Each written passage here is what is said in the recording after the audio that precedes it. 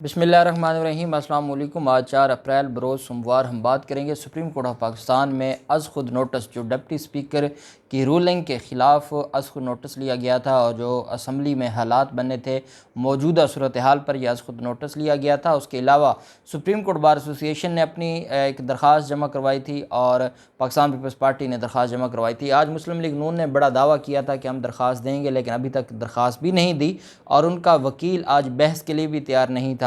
और यही लगता है कि मुस्लिम लीग नून ज़हनी तौर पर तैयार हो चुकी है नए इलेक्शन के लिए और ये सिर्फ पाकिस्तान पीपल्स पार्टी को तकलीफ़ है और वो ये चाहती है कि सिंध असम्बली जितना अरसा वो चला सकते हैं वो चलाएं और जितना सिंध के लोगों का वो खून चूस सकते हैं, क्योंकि अब उन्होंने अरबों रुपए लगाए हैं और सारी चीज़ें उन्होंने उसका हिसाब भी इकट्ठा करना है। और फिर जो सीवी असल में तो लेकर जाने वाले बिलावल जरदारी हैं और आज जो शहबाज गिल की तरफ से ये दावा किया गया है कि वो जो अमरीकी ओहदेदार था उसके साथ मुलाकातें पकड़ी गई हैं बिलावल जरदारी की, जिसने हमारे सफ़ीर को वो ख़त पकड़ाया और उसमें तस्वीर भी बाकायदा वायरल हो गई हैं। तो चीज़ें तो अब खुलकर सामने आ गई हैं।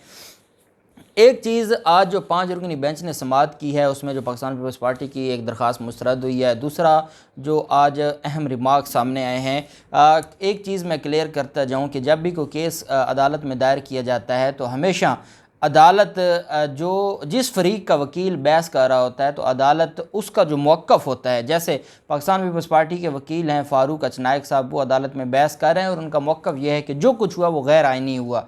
अब उससे रेलेवेंट सवाल भी, क्रॉस क्वेश्चनिंग भी जो ऑनरेबल बेंच है बात समझने के लिए करेगा और वो रिमार्क्स भी देंगे। अब वो जो क्रॉस क्वेश्चनिंग है या रिमार्क्स हैं उससे ये मुराद नहीं है कि ये कुछ जजेस का फ़ैसला है जैसे हमारे मीडिया के लोग चला देते हैं, ऐसी हरगिज़ बात नहीं है और ना कंफ्यूज होने वाली बात है। मैं उसकी आपको मिसाल दूंगा कि सदारती रेफरेंस पर अटॉर्नी जनरल साहब 4 दिन बहस करते रहे और कुछ जजेस ने बड़े सख्त सवालात किए और बिल्कुल ऐसे ही जब नून लीग के वकील ने आर्गूमेंट शुरू किए तो उनसे उससे ज़्यादा सख्त यहाँ तक कह दिया कि अदालत ने कि आप लगता है कि आप तो 63A को या मुनहरिफ होने को गुनाह ही नहीं समझते, जुर्म ही नहीं समझते, तो सख्त सवालात का सामना उनको भी करना पड़ा।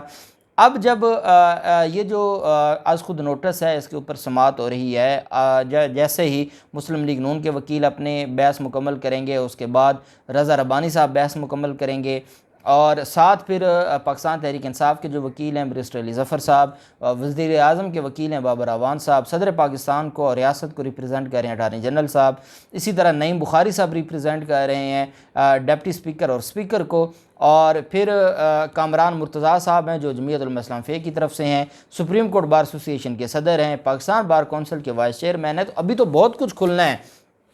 अब जो असल चीज़ें हैं खुलने वाली कि जैसे हमारे लोग हैं वो चाहते हैं कि ख़त की बात हो और ख़त की जो साजिश है उसके ऊपर बात हो, जो रूलिंग है 4 सफ़ात पर मुश्तमिल उसके ऊपर बात हो। तो ये सारी चीज़ें अभी ये जो साहिबान हैं जिनके मैंने नाम लिए हैं ये अपने आर्गूमेंट्स में ये चीज़ों को ओपन करेंगे और जब इसके ऊपर बात शुरू हो जाएगी। आज भी सुप्रीम कोर्ट ऑफ पाकिस्तान ने ये खुलकर कहा है कि जो फ़ारूक अचनायक साहब के बाद मुस्लिम लीग नून के वकील और रज़ा रब्बानी साहब से कहा है कि आपने हमें बताना ये है कि आर्टिकल 69 जो इस्तिस्ना देता है स्पीकर को, तो क्या स्पीकर की रूलिंग को इस्तिस्ना हासिल है या नहीं है, उसको चैलेंज किया जा सकता है या नहीं किया जा सकता।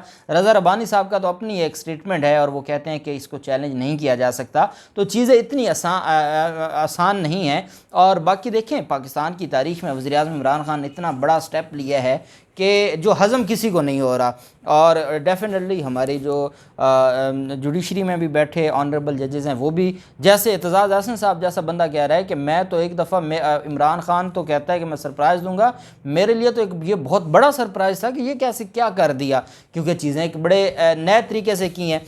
अब 90 दिन में इलेक्शन होना है, 89 दिन रह गए हैं, एक दिन वैसे आज गुजर गया है और तेज़ी के साथ वज़ीर आज़म इमरान खान तो सारे मामलात को चला रहे हैं। जब वज़ीर आज़म इमरान खान सारे मामलात को चला रहे हैं तो फिर जो चीज़ें हैं वो, और एक और चीज़ मैं आपको बताऊं कि अभी आज की समाअत का जो अहवाल उससे पहले कि एक बात हुई और जस्टिस मुनीब अख्तर साहब ने फरमाया कि डिप्टी स्पीकर, मेरा ख्याल है कि डिप्टी स्पीकर रूलिंग नहीं दे सकता और साथ उन्होंने ही कहा कि जो स्पीकर हैं वो असम्बली में बैठकर या ऑफिस में बैठकर रूलिंग दे सकते हैं।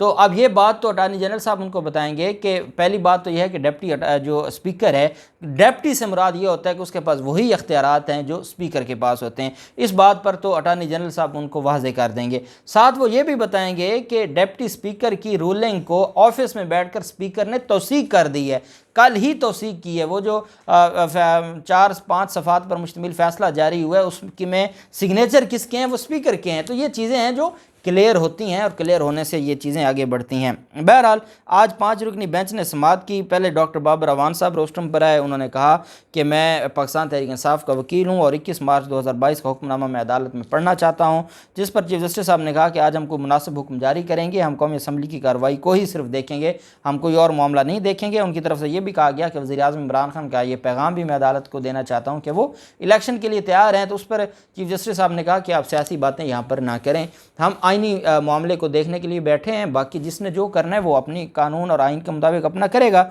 जस्टिस अता बंदियाल साहब ने कहा कि हमारे सामने सिर्फ 2 दरखास्तें हैं और जो 2 दरखास्तें हैं और इसके अलावा एक आज खुद नोटिस है, हमने उसको देखना है। जस्टिस उमर अता बंदियाल साहब ने कहा कि हमारे सामने जो मामला है वही हम देखेंगे। दौरान समाअत वकील बुखारी साहब नईम बुखारी साहब ने कहा कि मैं स्पीकर और डिप्टी स्पीकर को रिप्रेजेंट कर रहा हूँ। पीपल्स पार्टी पार्लियामेंटेरियन के वकील फ़ारूक अचनायक साहब ने दलाइल का आगाज़ किया और कहा कि फुल कोर्ट जो बेंच की तश्कील की जाए, इस्तदा की जाए। चीफ जस्टिस ने फ़ारूक अचनायक साहब से कहा कि सरजनिश करते हुए बाकायदा कि आप अपनी बात करें, आप क्या लेकर बैठ गए। उन्होंने कहा जी हम चाहते हैं कि इतने बड़े आइनी इसमें मामलात हैं कि फुल कोर्ट बने। तो चीफ जस्टिस ने फ़ारूक अचनायक से कहा कि आपको इस बेंच पर मुकम्मल एतमाद नहीं है तो बताएं। जिस पर पीपल्स पार्टी के वकील ने कहा कि बेंच पर हमें मुकम्मल एतमाद है।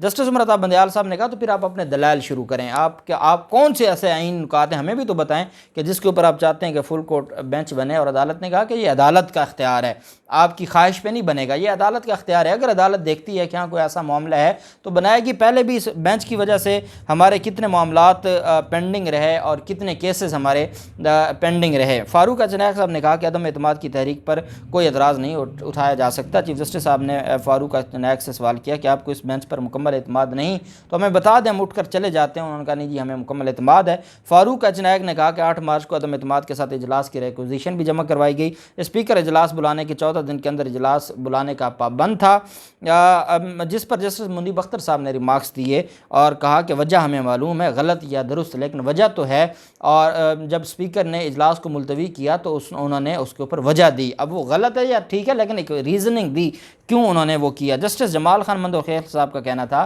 कि आपका ये केस नहीं है जो आप बयान कर रहे हैं। अब देखें ना, इनका जो फ़ारूक अचनायक साहब का बतौर कानून का तालिब इल्म मैं बात करूं तो मेरा ये मानना होगा कि फ़ारूक अचनायक साहब ने तो आज आर्गूमेंट्स करने थे आर्टिकल 69 पे, डिप्टी स्पीकर की जो रूलिंग है क्या उसको चैलेंज किया जा सकता, नहीं किया जा सकता, और उसमें गैर आइनी कौन सी चीज़ थी। अब ये सारी चीज़ें देखनी होती हैं। जब कोई भी तहरीक जमा होती है तो उसके बाद उसके ऊपर बहस होती है। बहस के बाद फिर ये देखा जाता है कि वो कानूनी है, आइनी है या नहीं है। बहस इन्होंने होने नहीं दी। जब बहस नहीं होने दी तो फिर जो हुकूमत है उन्होंने अपना मौक़िफ़, ये तो जिस दिन ये तहरीक जमा हुई उस दिन ही ये वोटिंग के लिए आए बैठे थे, तो हुकूमत ने अपना मौक़िफ़ दिया, वो मौक़िफ़ उनको बेहतर लगा और उन्होंने फ़ैसला दे दिया। इस बात पर वो पूरी बहस में नहीं आए। पाकिस्तान पीपल्स पार्टी के वकील ने कहा कि स्पीकर ने 22 मार्च को इजलास बुलाना था, अमल दरामद नहीं हुआ। 21 मार्च को बुलाया जाने वाला कौमी असम्बली का इजलास 25 को बुलाया गया। 25 मार्च को इजलास बुलाकर उसे 28 तक मुलतवी कर दिया गया। जस्टिस मुनीब अख्तर ने कहा कि करारदाद ऐवान में पेश हो जाए तब ही वक्त शुरू हो जाता है, 3 दिन के बाद और 7 रोज़ से कबल वोटिंग होती है। जस्टिस मुनीब अख्तर साहब ने इस्तफसार किया कि अक्सरियत अदम एतमाद की करारदाद की मुखालफत कर दे तो आपका क्या ख्याल है कि ये खुद ब खुद ख़त्म हो जाएगी? क्या ऑर्डर ऑफ दी डे तब जारी होते हैं जब असम्बली चाह रही हो? क्या स्पीकर को असम्बली इजलास बुलाना पड़ता है? जस्टिस मुनीब ने कहा कि 10 मार्च ऑर्डर ऑफ दी डे जारी करने का नहीं, क्या 10 मार्च ऑर्डर सर्कुलेट करने का दिन था। चीफ जस्टिस ने रिमार्क दिया कि जो कुछ कौमी असम्बली में हुआ उसकी अपनी एक आइनी हैसियत है जिसका हमने जायज़ा लेना है। जस्टिस जमाल मंदोखेल साहब का कहना था कि आपका केस इजलास बर वक्त बुलाने का नहीं है, आप इरेलेवेंट बातों पर टाइम ज़ाया कर रहे हैं अदालत का। जस्टिस मुनीब अख्तर साहब ने कहा कि स्पीकर ने इजलास ताख़ीर से बुलाने की वजूहात भी दी हैं, वजूहात दुरुस्त हैं या नहीं इस पर आप अपना मौक़िफ़ दे सकते हैं। फ़ारूक अचनायक साहब का कहना था कि स्पीकर ने 25 मार्च को इजलास बुलाया, 3 अप्रैल को वोटिंग हुई, जिस पर चीफ जस्टिस ने कहा कि 3 अप्रैल वोटिंग के लिए रख लिया गया, बगैर करारदाद पर बहस की है। जस्टिस मुनीब ने कहा कि अदम एतमाद तहरीक पेश होने की इजाज़त पर 7 दिन की म्याद होती है। मेंबरान की अक्सरियत कहती है तहरीक पेश ना हो तो क्या तहरीक की वक़्त नहीं रहेगी। अक्सरियत मेंबरान अगर 100 हैं और 50 कहते हैं कि तहरीक पेश हो, 50 कहते हैं पेश ना हो, तो फिर क्या होगा? तहरीक पेश होगी। अगर स्पीकर अदम एतमाद पेश करने की इजाज़त ना दें फिर क्या होगा? अगर दोनों सूरतों में जो 50 कहें कि पेश हो, 50 कहें पेश ना हो, और स्पीकर कह दे कि क्योंकि इसमें मामला 50-50 है, इस वजह से वो अगर इजाज़त ना दें तो फिर क्या किया जा सकता है? फ़ारूक अचनायक ने कहा कि स्पीकर ने करारदाद की इजाज़त देकर मामले पर 3 अप्रैल तक इजलास मुलतवी किया, जिस पर चीफ जस्टिस का कहना था माजरत चाहता हूँ, छोड़ें ये सब, मुकदमे के हकाइक पर हैं। फ़ारूक अचनायक साहब ने कहा कि स्पीकर हाउस में करारदाद पेश करने की इजाज़त देता है। हाउस में करारदाद पेश होने के बाद हाउस इजाज़त देता है। स्पीकर कौमी असम्बली ने ना बहस कराई और ना ही वोटिंग कराई। बहस इन्होंने नहीं होने दी, वक्फा सवाल हुआ और उस पर मरियम औरंगज़ेब और ये सारे खड़े हो गए और इन्होंने कहा, जो 30 मार्च को इजलास था, इन्होंने कहा कि जनाब आप वोटिंग करवाएं, जिसकी वजह से 3 अप्रैल को मुलतवी करना पड़ा और ये अदालत में झूठ बोलते हैं। और आप देखें कि अब तक जो मैंने आपको बताया है ये इरेलेवेंट बहस करते रहे, जो इरेलेवेंट और जिसकी बुनियाद पर बातें चलती नहीं। चीफ जस्टिस ने कहा वोटिंग नहीं हुई, ये तो हमें मालूम है, वोटिंग से पहले अदम एतमाद पर बहस होती है, जिस पर फ़ारूक अचनायक ने कहा कि अदम एतमाद पर बहस की इजाज़त ही नहीं दी गई। जस्टिस मुनीब अख्तर ने इस्तफसार किया कि क्या बहस की तारीख मुख्तस न करने पर एतराज़ किया, तो फ़ारूक अचनायक ने कहा कि हम तो सिर्फ बटन दबा सकते हैं। इजलास शुरू हुआ तो फवाद चौधरी ने आर्टिकल 5 के तहत ख़त पर सवाल किया। फवाद चौधरी ने पॉइंट ऑफ ऑर्डर पर डिप्टी स्पीकर ने रूलिंग जारी कर दी। अदालत ने इस्तफसार किया कि तहरीक अदम एतमाद पेश करने की इजाज़त स्पीकर देता है कि ऐवान स्पीकर का इख्तियार है कि वो तहरीक पेश करने की इजाज़त न दे। अगर स्पीकर तहरीक पेश करने की इजाज़त न दे तो फिर क्या हो सकता है, उसका कहाँ किस फोरम पर चैलेंज हो सकता है। चीफ जस्टिस ने कहा कि 3 अप्रैल के दिन इजलास तहरीक पर बहस का मौका देने के बजाय मुकर्रर किया गया। स्पीकर ने तहरीक अदम एतमाद पर बहस के लिए कौन सा दिन दिया? तहरीक अदम एतमाद पर बरह रास्त वोटने का दिन कैसे दिया जा सकता है? जिस पर फ़ारूक अचनायक साहब ने कहा कि स्पीकर ने तहरीक अदम एतमाद पर बहस करने की इजाज़त नहीं दी। 31 मार्च को तहरीक अदम एतमाद पर बहस होनी थी।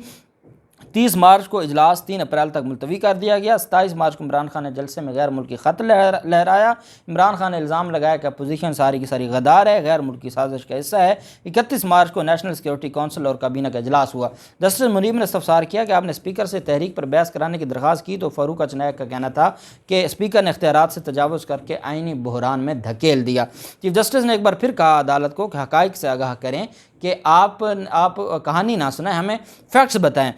तो फ़ारूक अचनायक साहब ने कहा कि गुज़श्ता रोज़ फवाद चौधरी ने बैरून मुल्क से मौसूल ख़त पर, अब क्योंकि ये ख़त की तरफ आना नहीं चाहते थे ना, इस वजह से स्पीकर की बातों पर यह अदालत को गुमराह करते रहे। फिर कहते हैं कि गुज़श्ता रोज़ फवाद चौधरी ने बैरून मुल्क से मौसूल ख़त पर तकरीर की।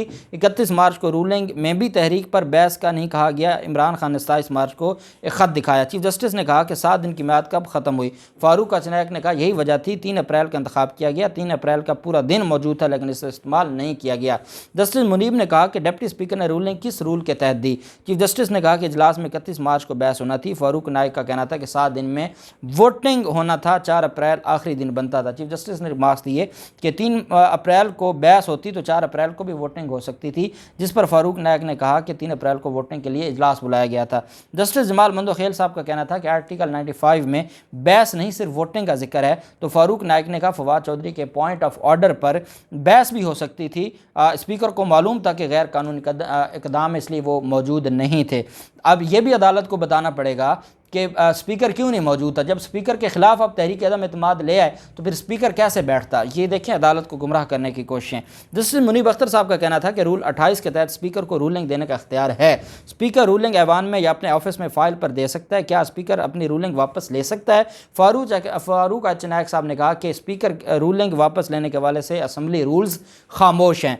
ऐवान में अगर कोई सवाल उठाता है तो इस पर ऐवान में ही बहस लाजमी है। जस्टिस मुनीब ने कहा कि फवाद चौधरी के सवाल पर बहस ना करना ये प्रोसीजरल गलती तो हो सकती है, ये कोई गैर आइनी नहीं है, जिस पर जो उन्होंने कहा कि नहीं ये प्रोसीजरल इशू नहीं है। फ़ारूक अचनायक साहब ने कहा यह प्रोसीजरल इशू नहीं है। जस्टिस मुनीब अख्तर साहब ने इस्तफसार किया कि डिप्टी स्पीकर को रूल्स के मुताबिक ऐसी रूलिंग देने का इख्तियार है। मेरा ज़ाती ख्याल है, मुनीब अख्तर साहब फरमा रहे मेरा ज़ाती ख्याल है रूलिंग का इख्तियार सिर्फ स्पीकर का है और किसी का नहीं है। डिप्टी स्पीकर रूल्स के मुताबिक स्पीकर की अदम मौजूदगी में इजलास को चलाता है। मेरे ख्याल में डिप्टी स्पीकर को ऐसी रूलिंग देने का इख्तियार नहीं था। अब यहाँ भी अदालत को नहीं बताया गया कि जो रूलिंग दी उसको उसकी तौसीक कर दी स्पीकर ने। फ़ारूक अचनायब साहब ने कहा कि डिप्टी स्पीकर सिर्फ इजलास की सदारत कर रहे थे, कायम मकाम स्पीकर के लिए बाकायदा नोटिफिकेशन जारी करना होता है। जिस खत का जिक्र हुआ वो असम्बली में पेश नहीं किया गया। डिप्टी स्पीकर ने रूलिंग के जरिए अपोजिशन अरकान को गद्दार डिक्लेयर कर दिया। फ़ारूक अचनायब ने बताया कि अपोजिशन के 198 अरकान पर गैर मुल्की साजिश का इल्ज़ाम लगाया गया, 175 अपोजिशन जबकि बाकी PTI के मुनहरफ अरकान थे, जिस पर जमाल मंदोखेल साहब का कहना था कि कौन किस पार्टी से था, इस पर क्यों वक्त तय कर रहे हैं। तो फ़ारूक अचनायब ने कहा तमाम अरकान को मुल्क दुश्मन करार दिया गया। जस्टिस जमाल ने इस्तफसार किया कि वोटिंग के लिए इजलास बुलाकर अदम एतमाद पर रूलिंग दी जा सकती है। तहरीक अदम एतमाद पर फैसला वोटिंग से ही होना था, जिस पर फ़ारूक ने बताया, फ़ारूक अचनायब साहब ने, कि तहरीक अदम एतमाद 3 मिनट से भी कम वक्त में मुस्तरद कर दी गई। चीफ जस्टिस साहब ने रिमार्क्स देते हुए कहा कि कानूनी नुक्ते पर बात करें, जज्बाती गुफ्तगू ना करें और ये ना कहें कि हमें ये कह दिया वो कह दिया। डिप्टी स्पीकर की रूलिंग किस तरह गैर आइनी है ये हमें बताएं। वकील फ़ारूक अचनायब साहब का ये कहना था कि स्पीकर और डिप्टी स्पीकर को अदम एतमाद मुस्तरद करने का इख्तियार नहीं, दोनों का ही कह दिया। हालांकि मुनीब अख्तर साहब का कहना था कि स्पीकर का इख्तियार है। तहरीक अदम एतमाद पर वोटिंग के दिन इसकी हैसियत पर फैसला नहीं हो सकता। तहरीक के कानूनी होने का फैसला वोटिंग के लिए मुकर्रर होने से पहले होना था। डिप्टी स्पीकर तहरीक अदम एतमाद पर रूलिंग देने के लिए बाख्तियार नहीं थे। जस्टिस मुनीब अख्तर ने इस्तफसार किया कि रूलिंग कवायद के खिलाफ थी तो भी इससे आइनी इस्तिस्ना हासिल नहीं होगा। अगर रूल के खिलाफ भी थी तो फिर भी आइनी इस्तिस्ना तो हासिल होगा।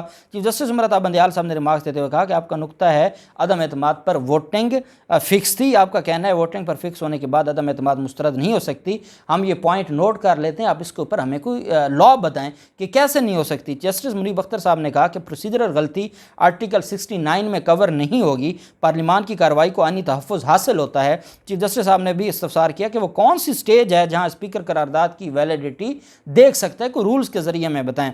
जस्टिस जमाल मंदोखेल साहब ने सवाल किया कि वोटिंग क्या रूलिंग आइनी बेज़ाब्तगी है या कवायद की बेज़ाब्तगी है। फ़ारूक अचनायब ने कहा कि तहरीक अदम एतमाद पर रूलिंग आइन के खिलाफ है। करारदाद को आर्टिकल 95A की खिलाफ वर्जी पर ही चैलेंज किया जा सकता है। चीफ जस्टिस ने कहा कि यानी आपके मुताबिक स्पीकर के पास ग्राउंड नहीं था कि वो करारदाद ख़त्म करते, यानी आपके मुताबिक स्पीकर का ये अमल बदनीयती पर मबनी है। स्पीकर ने रूलिंग में आर्टिकल 5 का सहारा लिया। वकील पीपल्स पार्टी ने कहा कि आर्टिकल 5 के सहारे भी अदम एतमाद मुस्तरद नहीं हो सकती। तहरीक अदम एतमाद मंजूर या मुस्तरद करने का इख्तियार ऐवान का है। चीफ जस्टिस साहब ने कहा कि आर्टिकल 69 का दायरा इख्तियार क्या होगा, गैर कानूनी गैर आइनी इक़दाम बदनीयती से मुतल्लिक़ अदालतों के फैसलों का हवाला दें, हवा में बातें ना करें। फ़ारूक अचनायब साहब ने कहा कि आर्टिकल 69 के दायरे इख्तियार से मुतल्लिक़ 4 अदालती फैसलों का मैं हवाला देता हूँ। आज़म नज़ीर तारड़ साहब ने कहा कि 170 अरकान ऐवान में थे, PTI के मुनहरफ अरकान शामिल नहीं थे। चीफ जस्टिस साहब ने कहा कि अब मेरा ख्याल है मखदूम अली ख़ान को सुन लेते हैं। 2 घंटे तो शायद नायक साहब को सुन चुके हैं। आर्टिकल 69 से मुतल्लिक़ इन्होंने कोई बात नहीं बताई और उस पर अदालती सवाल वाज़ेह है और उस पर हमें बताया जाए। चीफ जस्टिस ने कहा कि पार्लिमानी कमेटी की मीटिंग में अपोजिशन को दावत दी थी लेकिन शिरकत नहीं की, वो जो पार्लिमानी इन कैमरा जो होनी थी, तो इन्होंने कहा ना कि हमें तो बताया ही नहीं गया। तो चीफ जस्टिस साहब ने कहा कि पार्लिमानी कमेटी की मीटिंग में अपोजिशन को दावत दी थी लेकिन शिरकत नहीं की। पार्लिमानी कमेटी बराए कौमी सलामती में सारा मामला रखा गया। इस सवाल का जवाब तमाम अपोजिशन के जमातों के वकला ने देना है, ये कहना था चीफ जस्टिस साहब का। फ़ारूक नायक साहब का कहना था कि रूलिंग देने से पहले अपोजिशन का मौक़िफ़ नहीं सुना गया, तमाम अपोजिशन अरकान को गद्दारी का मुलज़म बना दिया गया। मुहिब वतन होने और मजहब कार्ड से जमहूरियत बाहर नहीं निकल सकती, जिस पर जस्टिस मुनीब अख्तर ने कहा कि पार्टी से इनहराफ करने के वालों के बारे में आपका क्या ख्याल है, क्योंकि अदालत में कहते हैं ना कि 198 लोग थे, 20 PTI के थे और इतने हमारे थे। मुनीब अख्तर साहब ने कहा कि पार्टी से इनहराफ करने वालों के बारे में आपका क्या ख्याल है, वहाँ आपकी जमहूरियत कहाँ आ जाती है। जस्टिस एजाजुल हसन साहब ने रिमार्क दिया कि अदालत उजलत में फैसला नहीं कर सकती, मामला इंतहाई अहम और आइनी मामला है, जिस पर फ़ारूक अचनायब साहब ने कहा कि केस में 2 इशू हैं, एक अदम एतमाद, दूसरा कौमी असम्बली की तहलील करने का। अदम एतमाद पर वोटिंग से कबल कौमी असम्बली तहलील नहीं हो सकती। निगरान वज़ीर आज़म आने तक सदर ने वज़ीर आज़म को काम जारी रखने का कहा है। चीफ जस्टिस ने कहा कि रज़ा रब्बानी और मखदूम अली ख़ान कितना वक्त लेंगे, जिस पर मखदूम अली ख़ान साहब ने कहा कि दोनों को मिलाकर 1 घंटा लग जाएगा। तो फ़ारूक अचनायब साहब ने कहा कि तमाम नज़रें अदालत पर हैं, आज ही समाअत मुकम्मल करें। जस्टिस एजाजुल हसन साहब ने कहा कि हम आइनी नुक्ता है जिस पर अहम आइनी नुक्ता है जिस पर फैसले के दूर रस नतायज होंगे, दूसरे फरीक को सुनना ज़रूरी है ताकि फ़ैसला हो जाए। आज ही सुनकर फ़ैसला देना मुमकिन नहीं है। अदालत ने स्पीकर की रूलिंग के खिलाफ दरखास्तों पर समाअत कल 12 बजे तक के लिए मुलतवी कर दी। अब ये आज का क्रक्स था। हमारे जो एडवोकेट हैं, ताहिर नज़ीर एडवोकेट सब जो अदालत में मौजूद होते हैं, एक एक हर्फ ब हर्फ वो हमें आगाह कर रहे होते हैं। अब ये सुनने के बाद मुझे बताएं कि जो कुछ मीडिया के लोग चला रहे हैं कि जनाब बस ख़त्म हो गया, हुकूमत ये है वो है, गद्दारी का मुकदमा होगा, कोई ऐसी बात है? और ये अभी उनकी बहस है। अभी जब इनकी बहस होगी और ये ख़त का मामला खुलेगा तो बड़ी चीज़ें सामने आएंगी, लोटों का मामला भी आएगा, बहुत कुछ होगा। जो भी तफसीलात होंगी आपके साथ शेयर करते रहेंगे। अल्लाह पाक पाकिस्तान का हामी नासिर हो। बहुत शुक्रिया। अल्लाह हाफिज़। पाकिस्तान जिंदाबाद।